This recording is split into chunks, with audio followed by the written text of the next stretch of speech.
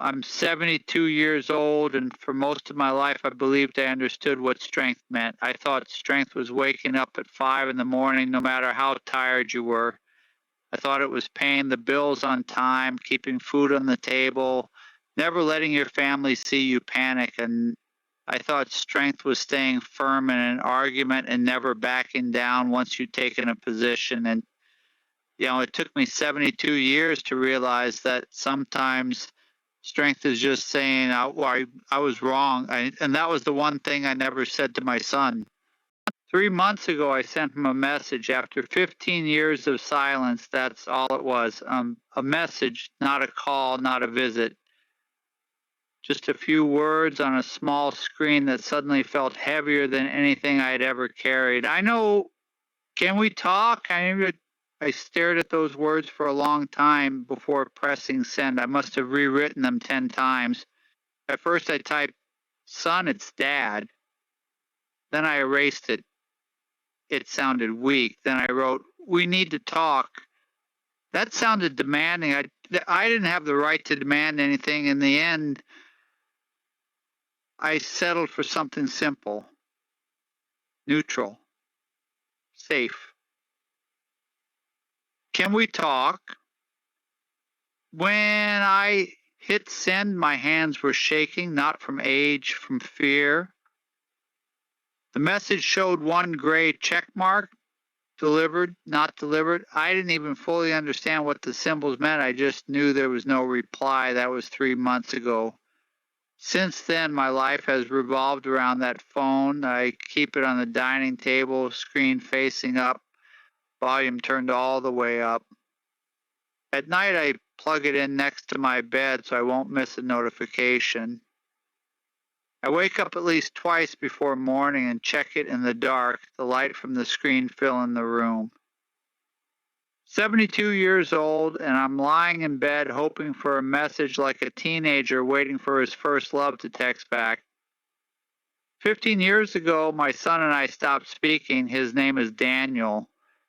He's 38 now. I still think of him as the boy who used to run toward me when I came home from work, his sneakers barely tied, his hair a mess, asking if I'd brought him anything from the road. I used to drive long-distance freight trucks across several states. I was gone more than I was home. I told myself I was doing it for him, for his future, for stability. The argument that ended everything didn't seem huge at the time. That's the dangerous part. The worst moments in life rarely announce themselves as turning points. They just happen on an ordinary afternoon in an ordinary living room, and before you know it, everything changes. Daniel wanted to start his own business, a small tech repair shop. He had a plan, spreadsheets, projections, ideas. He was excited. I remember how his eyes lit up when he talked about it. He wasn't asking me for money exactly. He was asking for support, maybe a small loan, maybe just encouragement. All I heard was risk. I grew up poor. Risk meant losing what little you had. Risk meant eviction notices and unpaid bills. So I reacted the only way I knew how. I told him it was irresponsible. I told him he had a steady job and should be grateful. I told him life wasn't a game. He looked at me and said something I've replayed in my head for 15 years. "You've never believed in me." That hit me harder than I let him see. Instead of listening, I defended myself. I listed everything I'd done for him, the hours, the sacrifices, the missed birthdays, the worn-out body. And then in a moment of anger, I said it. "Stop being so damn childish." The word hung in the air, childish. He was 33 at the time. I watched his expression change, not anger, not yelling, just disappointment. That was worse. He didn't shout back. He didn't slam the door. He just said, "I didn't need your money. I needed my father." Then he walked out. I assumed he would cool down and come back. That's what people do, right? They argue, they calm down, they apologize. But days turned into weeks. I I called. He didn't answer. After a while, I stopped calling. I told myself he needed to learn. I told myself he was stubborn. The truth was, I didn't know how to fix what I'd broken without admitting I was wrong. My wife tried to keep the bridge standing. She spoke to him sometimes. She'd update me on small things, where he was working, who he was dating. I'd nod and pretend I didn't care. But at night, I'd sit alone and think about the silence. 8 years ago, my wife passed away. Cancer, slow and cruel. Daniel came to the funeral. We stood 10 feet apart in the same room. I wanted to walk over, put my hand on his shoulder and say, "Son, let's not waste more time." I didn't. I told myself it wasn't the right moment. I told myself he should make the first move. Even in grief, my pride was louder than my love. After she died, the house changed. It became too quiet. The walls seemed larger. I retired from driving not long after. My body couldn't handle the road anymore.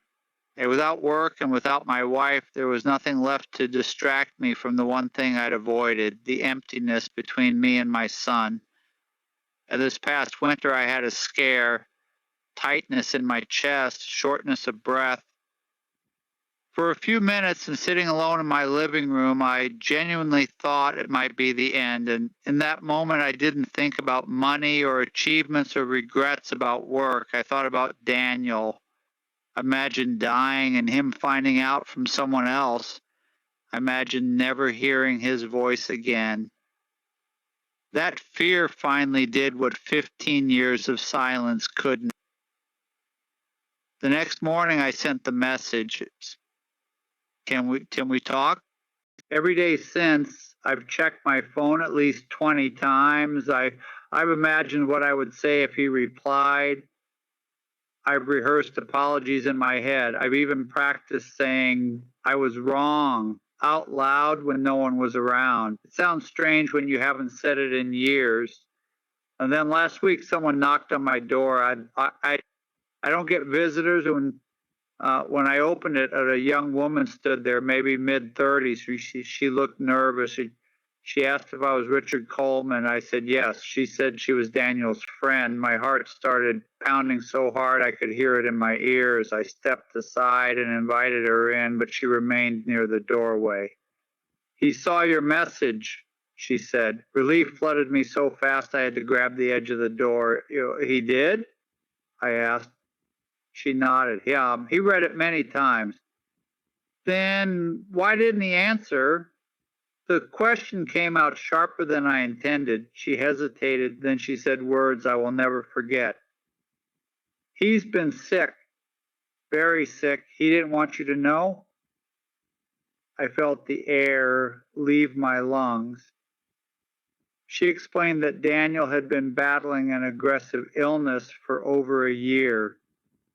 He didn't tell me, didn't want pity, didn't want to reopen old wounds, she said.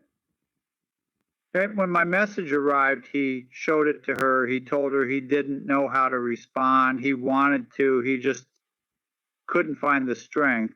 Not physically, not emotionally. She handed me an envelope. "He wrote this," she said quietly. I don't remember walking back to my chair. I only remember my hands shaking as I opened the envelope. Inside was a letter, his handwriting, a little unsteady. "Dad, I saw your message. I've read it more times than I can count. I don't know how to start this. But I was angry for a long time. Not because of the business, not because of money, because when you called me childish, I felt like you didn't see me as a man. I wanted you to believe in me. I wanted you to be proud. I guess I was stubborn too. I could have reached out. I didn't. If we get the chance to talk, I want you to know I never stopped loving you." The letter ended abruptly, no signature, no date at the bottom, just empty space. I looked up at his friend. I already knew the answer before I asked. "When?" I said. "Yeah, 2 weeks ago," she replied. 2 weeks. For 2 weeks I'd been checking my phone, waiting for a reply from a man who was no longer alive. I thought the pain would come as a loud wave, something dramatic. It didn't. It was quiet, heavy, like something settling permanently in my chest. Now the phone still sits on my table. The message still shows no reply. That little gray check mark feels like a monument to everything I didn't say in the time. If I could go back, I wouldn't argue about business plans. I wouldn't defend my pride. I would listen. I would say, I'm scared for you, but I believe in you. I would never use the word childish. I would choose my son over being right. At 72, I finally understand something I wish I'd known at 57. Being right is overrated. Being present is what matters. Being humble, being able to say, I'm sorry. I sent my son 3 words for, can we talk? The truth is, I should have sent them 15 years earlier. Sometimes we think we were just waiting for the right moment. We tell ourselves, there's still time, or, okay, we'll talk later, but life doesn't move according to our plans. As pride, the need to be right, and old resentments grow, the distance between people quietly widens. Every word left unspoken and every step not taken becomes a heavy weight on the heart. A simple I'm sorry can sometimes save a lifetime, while silence can slowly destroy it. If there is still a number you can call or a door you can knock on, don't wait.